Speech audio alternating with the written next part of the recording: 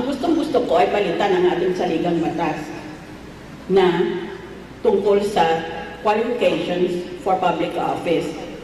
Eh biro mo, literate ka lang, makakapagbasa ka at makapagsulat, pwede ka na pala tumakbo na opisyal ng gobyerno. Pwede ka na tumakbo maski hindi ka nagtapos ng high school na senador o kaya vice president or president.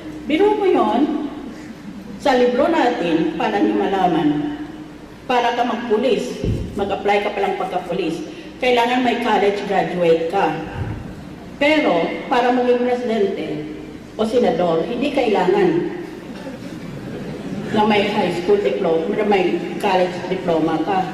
Bisan maski high school diploma, hindi hinihingi yun. Yan ang rason kung bakit pag nakinig ka sa senador o kung minsan sa presidente, sari-sari klaseng English ang narinig mo. Yung iba, you never heard of these English expressions they're using. So dapat palitan natin yung provision o provisions sa ating saligang batas tungkol sa qualifications for president.